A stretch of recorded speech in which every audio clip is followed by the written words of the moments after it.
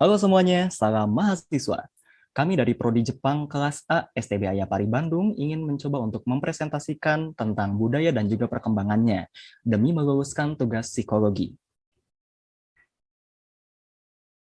Sebelum mulai, izinkan kami memperkenalkan beberapa anggota kami yang telah membantu untuk menyusun PPT ini. Dan berikut adalah materi-materi yang akan kami jelaskan. Semoga video ini dapat bermanfaat bagi kalian dan selamat menyimak. Selamat mahasiswa semua, kali ini saya akan menjelaskan mengenai budaya. Apa itu budaya? Budaya merupakan suatu bahasa yang berasal dari bahasa Sanskerta, yaitu budaya, yang merupakan sebuah bentuk jamak dari budi, yang memiliki arti budi atau akal. Sedangkan dalam bahasa Inggris, budaya dikenal dengan kata culture yang berasal dari bahasa Latin, yaitu colore, yang memiliki arti mengolah ataupun mengerjakan. Istilah culture sendiri juga digunakan dalam bahasa Indonesia dengan serapan kultur, budaya. Budaya dikaitkan dengan bagian dari budi dan akal manusia. Budaya merupakan pola atau cara hidup yang terus berkembang oleh sekelompok orang dan diturunkan pada generasi-generasi berikutnya. Berikut merupakan arti budaya menurut para ahli. Kujaraningrat. Budaya adalah keseluruhan dari pikiran dan karya manusia yang bukan dari akal naluriah. Apa yang maksud di sini? Yang bukanlah berasal dari akal naluriah, namun dihasilkan dari proses manusia setelah melalui proses belajar. Dan definisi tersebut sangat jelas tergambar bahwa sesuatu yang dilakukan manusia berasal dari proses belajar. Dan dari hal itu dinamakan sebagai budaya. Yang kedua, menurut Harry Triadis, ia membagi budaya menjadi dua konsep, yakni budaya objektif dan budaya subjektif. Budaya objektif adalah sesuatu yang terbentuk nyata, seperti alat pertanian, hasil seni, rumah, transportasi, dan alat komunikasi, dan banyak lainnya. Sedangkan budaya subjektif ialah sesuatu yang bersifat abstrak, yaitu norma, dan nilai-nilai juga peraturan. Yang ketiga, menurut Harskovits, budaya menurutnya ialah hasil karya manusia yang berhubungan dengan proses lingkungan. Artinya, hasil yang dihasilkan dari perilaku manusia, baik itu abstrak ataupun nyata, disebut sebagai proses yang melibatkan lingkungan di dalamnya, entah itu lingkungan fisik ataupun sosialnya.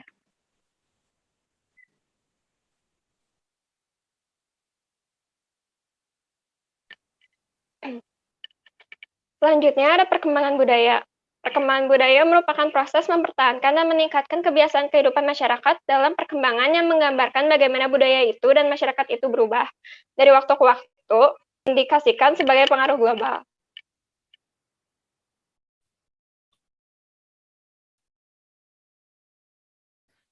Selanjutnya, ada 3 aspek yang mendukung proses perkembangan budaya. Aspek yang pertama disebut aspek internalisasi. Aspek internalisasi ini adalah aspek yang bermaksud kalau manusia itu sudah memiliki bekal yang sudah terkandung di dalam gennya untuk mengembangkan macam-macam perasaan, hasrat, emosi, serta nafsu dalam upaya untuk mengembangkan budayanya. Untuk aspek yang kedua adalah aspek sosialisasi. Aspek sosialisasi ini berkaitan erat dengan sistem sosial di dalam kehidupan masyarakat itu sendiri loh. Budaya yang dulu ada belum tentu sekarang masih ada. Ini dipengaruhi oleh ekonomi global yang sedang berlangsung di kalangan masyarakat. Aspek ketiga adalah aspek enkulturasi. Aspek enkulturasi juga tidak terlepas dari pengaruh luar masyarakat, terutama penganut budaya asli. Proses ini akan menjadi faktor pendorong utama dalam peningkatan atau mungkin sebaliknya dapat terjadi pengurangan juga pada nilai budaya di masyarakat. Dengan ini, aspek yang berada di luar masyarakat akan menjadi indikator yang sangat penting dalam pengembangan budaya ini. Berikutnya, ada 5 faktor yang menjadi penerimaan budaya. Yang pertama, ada kebiasaannya masyarakat. Hal ini memiliki hubungan atau kontak dengan kebudayaan orang yang berasal dari luar masyarakat. Yang kedua, pandangan hidup didominasi agama. Pandangan hidup dan nilai-nilai dominan dalam suatu kebudayaan ini ditentukan oleh nilai agama. Yang ketiga, corak struktur masyarakat. Hal ini turut menentukan penerimaan kebudayaan baru. Yang keempat, adanya landasan sebelumnya. Suatu unsur kebudayaan akan diterima jika sebelumnya sudah ada unsur kebudayaan yang menjadi landasan bagi diterimanya unsur kebudayaan yang baru. Dan yang terakhir, memiliki skala terbatas. Hal ini jika unsur baru memiliki skala kegiatan yang terbatas dan dapat mudah dibuktikan kegunaannya oleh warga masyarakat.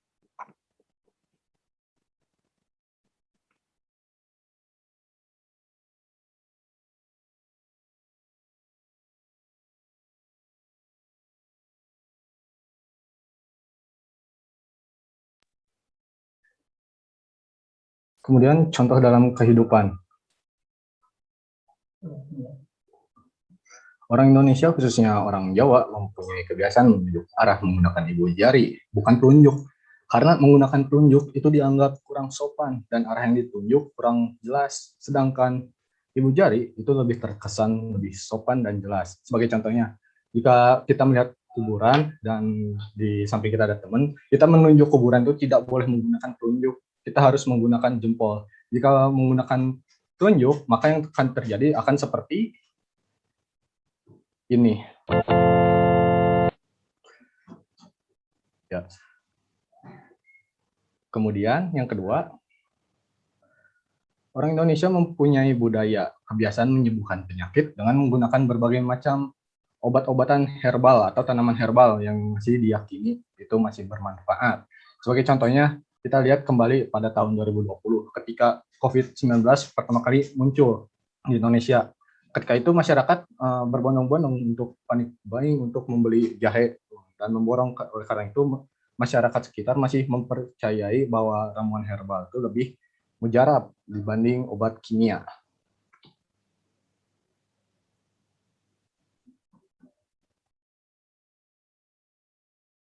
Selanjutnya ada bertelanjang kaki. Kalau misalkan bertelanjang kaki saat ada di pantai, mungkin itu jadi hal kebiasaan buat semua orang, dan dianggapnya jadi hal biasa. Tapi kalau di Indonesia ini, udah jadi kebiasaan untuk bertelanjang kaki saat bepergian. Walaupun di kota-kota besar udah nggak banyak dilakuin, tapi di beberapa tempat masih ada yang lakuin. Dan kebiasaan ini nggak pakai sendal atau nggak pakai apapun, jadi hal yang biasa karena dianggapnya lega dan lebih nyaman.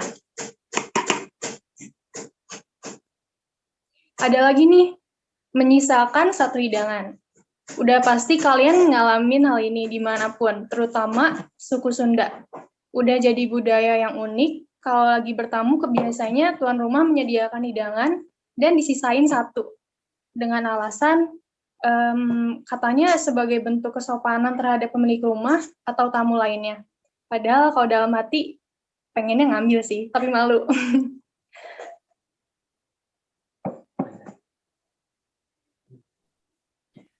Sekian presentasi dari kami. Terima kasih telah menonton semuanya. Sekali lagi kami meminta maaf apabila ada banyak sekali kata kami yang kurang berkenan di hati kalian dan juga ada kesalahan dalam bidang informasi.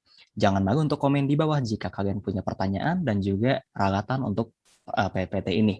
Salam mahasiswa, kami kelompok A melaporkan.